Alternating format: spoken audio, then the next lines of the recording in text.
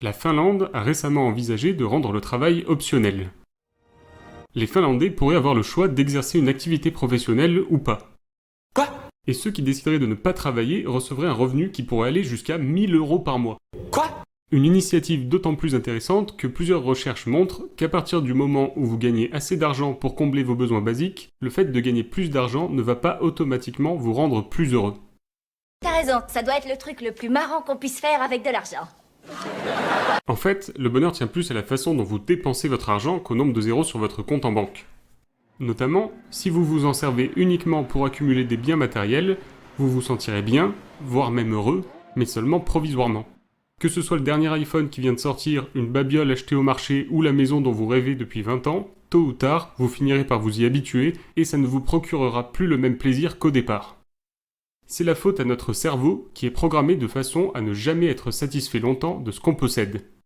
En revanche, il y a un truc qui impacte positivement notre bonheur, notre estime de soi et qui chasse nos émotions négatives de façon durable, le fait de vivre des expériences. Quand vous serez vieux et que vous saoulerez vos petits-enfants avec vos histoires du bon vieux temps, qu'est-ce que vous leur direz? Que vous avez acheté chaque modèle d'iPhone le jour même de sa sortie?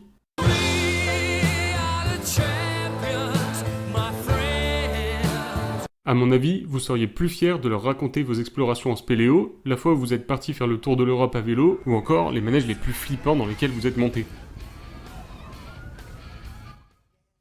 Si vivre des expériences est si bon pour le moral et l'estime de soi, c'est parce que, contrairement aux biens matériels, elles s'incrustent dans notre cerveau pour toujours et font partie de notre identité. Elles définissent qui on est. Mais bien sûr, toutes les expériences ne se valent pas. S'affaler devant la télé et zapper avec la télécommande, c'est une expérience qui ne fait pas franchement partie de celles qui améliorent le moral et l'estime de soi. Attention, je suis pas en train de critiquer ceux qui le font. Y a pas à se sentir coupable de dépenser un peu de son temps à glander. Mais ce que je veux dire, c'est que si vous voulez mettre toutes les chances de votre côté pour en quelque sorte vous vacciner contre les baisses de morale, vous devrez choisir les expériences que vous allez vivre avec soin. Pour ça, rien de plus facile, il suffit de prendre en compte les 6 éléments dont je vais vous parler maintenant. Le premier élément, c'est la nouveauté. Plus une activité est nouvelle, et plus il y a de chances qu'elle soit enrichissante. A l'inverse, plus une activité est routinière, et plus elle risque de vous plomber le moral. Notez que la nouveauté n'est pas un statut binaire. Une activité peut être plus ou moins nouvelle, ou plus ou moins routinière. Aller au restaurant ou au cinéma chaque semaine, ce n'est pas aussi nouveau que tester le tout dernier roller coaster, mais c'est quand même moins routinier que de regarder les experts à Manhattan sur TF1.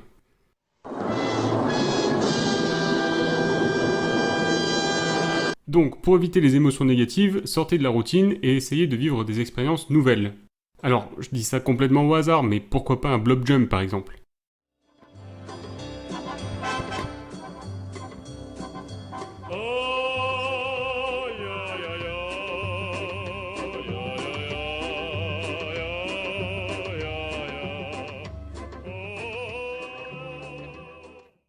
Le deuxième élément, c'est des émotions fortes. Plus une expérience génère des émotions actives, et plus il y a de chances qu'elle soit enrichissante. Au contraire, plus une expérience génère des émotions passives, voire pas d'émotions du tout, et plus elle est susceptible de vous plomber le moral.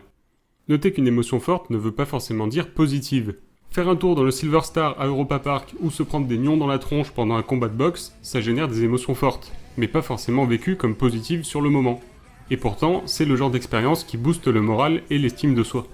Donc pour chasser la déprime, allez voir des films d'horreur, sautez à l'élastique ou inscrivez-vous aux Dead Games organisés par le Manoir de Paris par exemple.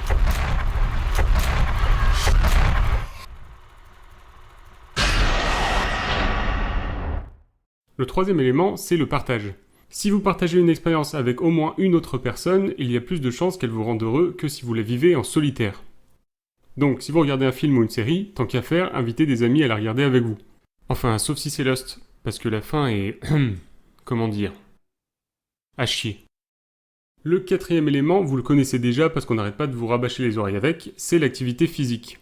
Plus une activité vous fait bouger, et plus elle aura des effets positifs. C'est pour ça que sur ce point, la Wii U, c'est mieux que la Play 4.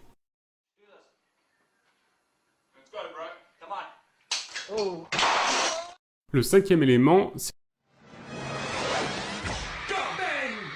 Ok, bon ça c'est fait... Donc je disais, le cinquième élément, c'est le plein air.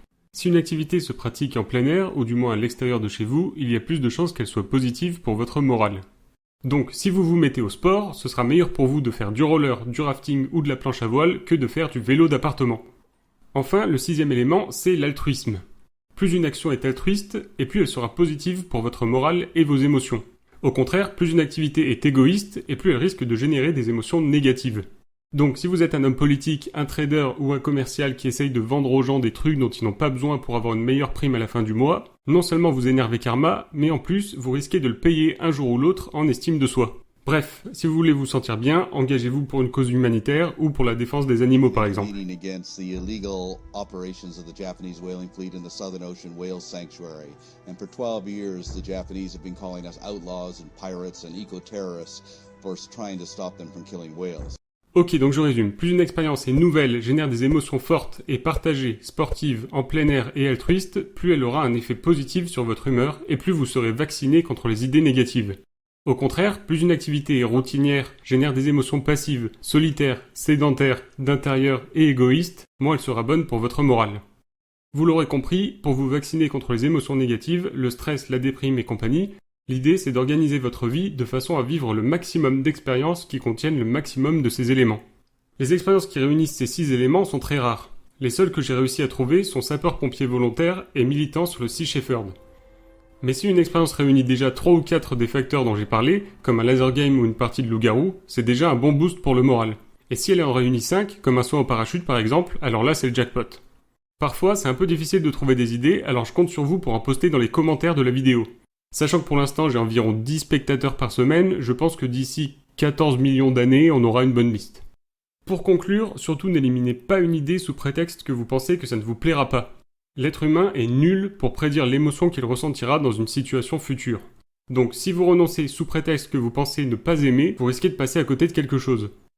La seule bonne raison de ne pas vous lancer dans une activité, c'est si elle vous fait trop peur ou si vous l'anticipez comme trop désagréable. Donc par exemple, pas de saut à l'élastique si vous avez le vertige. Vous commencez sûrement à en avoir marre de voir ma tronche, alors je vais m'arrêter là pour aujourd'hui, et je vous dis à la semaine prochaine pour une vidéo dans laquelle j'expliquerai pourquoi on a si peur des araignées. Et d'ici là, il y a un truc qui me ferait super plaisir, mais alors quand je dis que ça me ferait plaisir, ça me ferait vraiment très très plaisir, ce serait que vous vous abonniez soit à ma page Facebook, soit à mon blog, soit à mon Twitter, soit à ma chaîne YouTube.